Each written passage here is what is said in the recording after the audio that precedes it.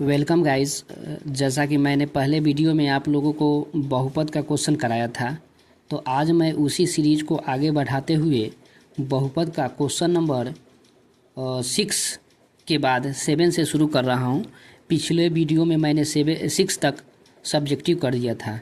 Guys, ये मेरा जो मकसद है 100 में 100 लाने का, इसी का सीरीज चला रहा हूं।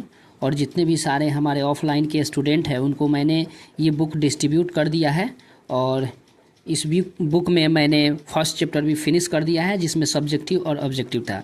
तो गाइज, मैं एक बार बुक को दिखा देता हूं जो मेरे द्वारा तैयार किया गया है।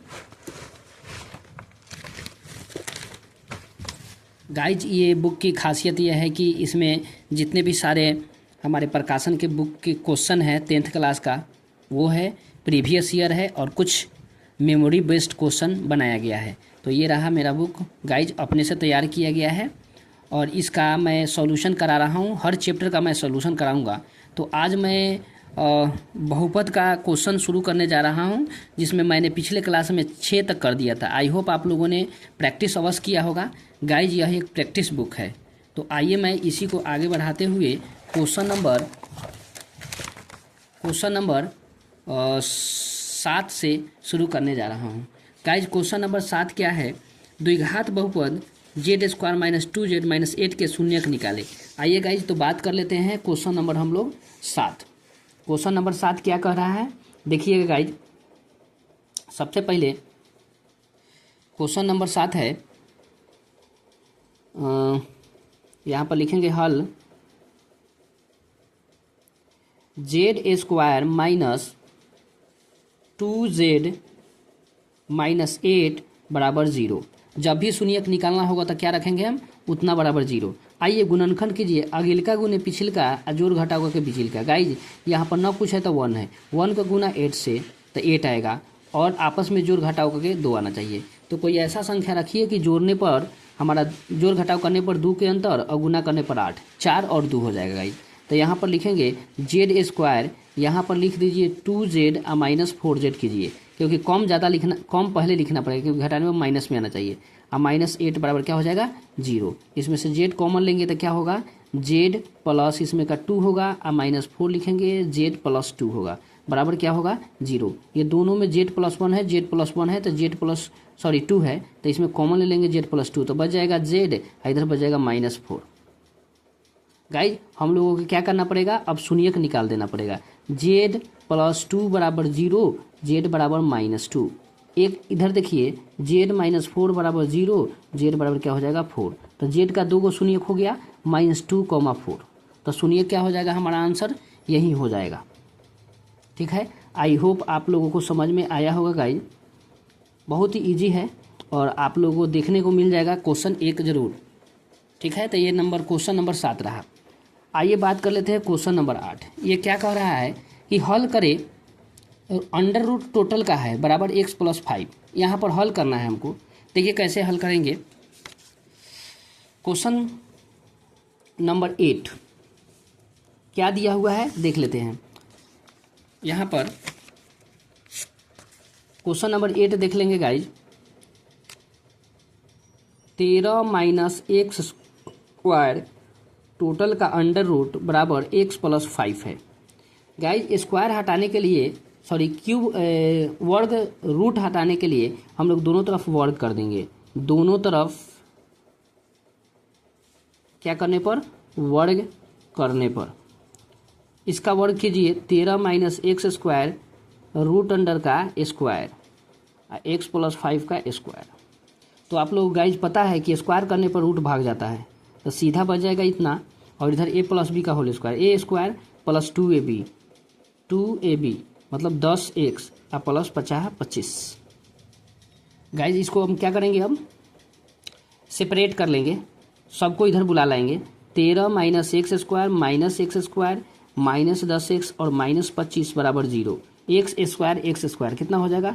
-2x² -10x और 13 जो है उसमें से 25 घटाना है, उल्टा घट रहा है तो -12 बराबर 0। माइनस कॉमन ले लेंगे, टोटल में से 2x² + 10x और माइनस प्लस हो जाएगा 12 बराबर 0। अब गाइज इसको करना क्या है से समझिए। अब ये तो माइनस इधर जीरो में भाग होगा तो जीरो हो गया। अब गुणनखंड कर दीजिए, गुणना करके यहाँ पर 24 जोड़ घटा करके 10, तो 6 4 हो जाएगा आसानी से। तो लिख सकते हैं 2x² plus 4x plus 6x और प्लस 12 बराबर 0। ये दोनों में से कॉमन ले लेंगे 2x, तो x प्लस कितना हो जाएगा हमारा 2 और इसमें से 6 कॉमन लेंगे, x प्लस 2 बराबर क्या हो जाएगा 0। तो गाइस इसका शून्यक निकाल देते हैं, इतना ही में देखते हैं।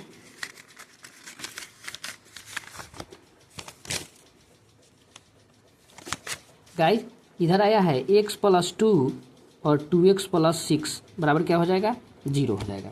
चलिए एक एक करके शून्यक निकालिए। x प्लस 2 बराबर 0, x बराबर -2।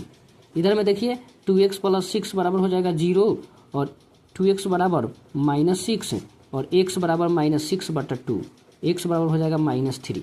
कितना हो जाएगा -3। तो शून्यक कितना हो जाएगा हमारा, शून्यक जो हो जाएगा वो -2 और -3 हो जाएगा, यही आंसर हो जाएगा।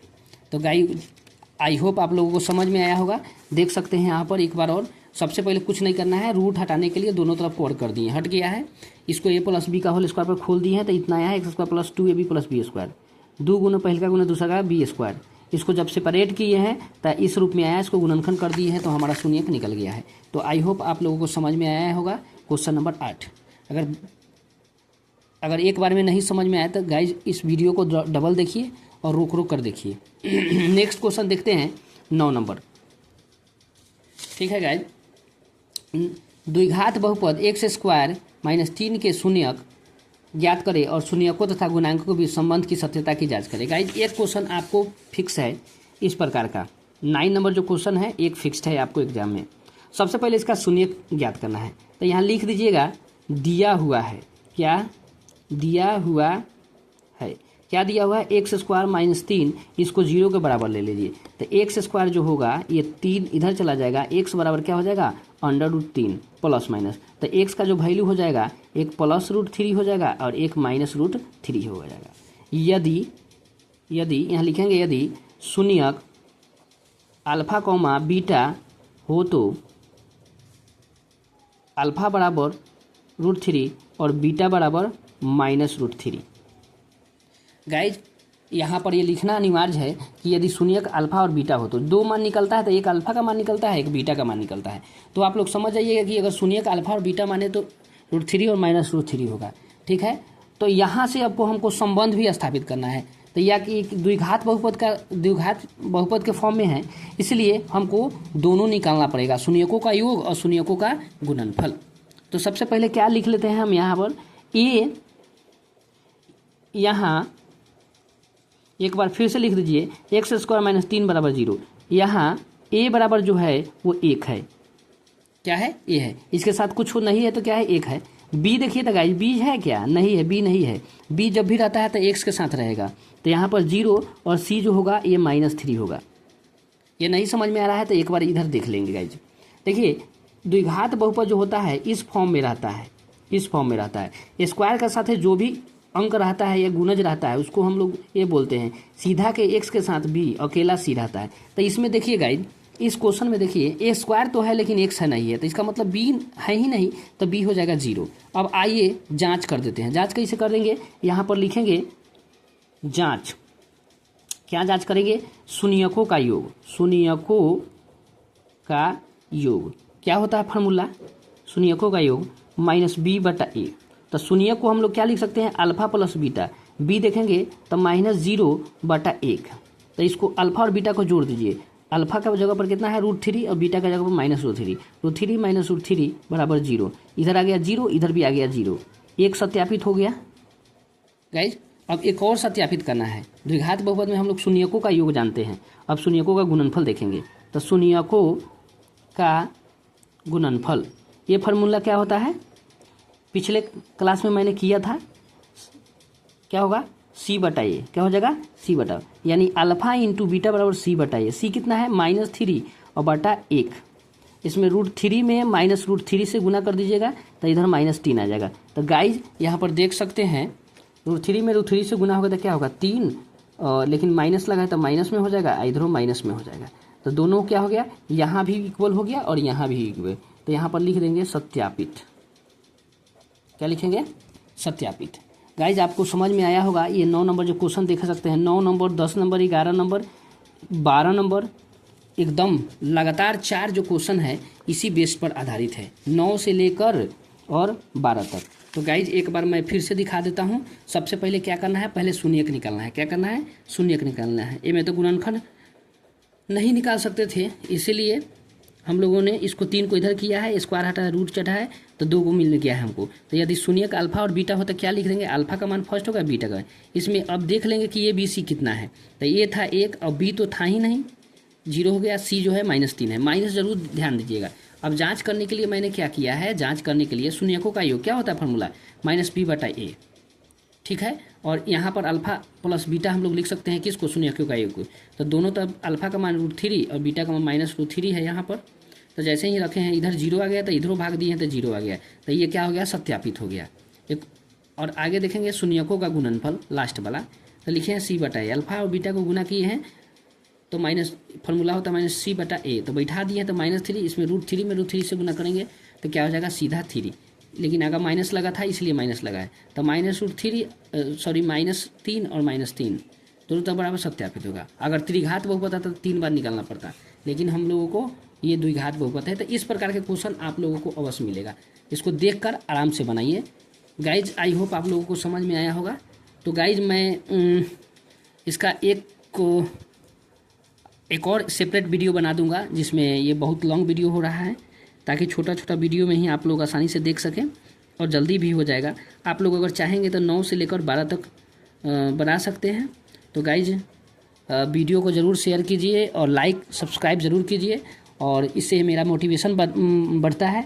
तो मिलते हैं हम लोग नेक्स्ट वीडियो में। बहुत बहुत धन्यवाद। Have a nice day.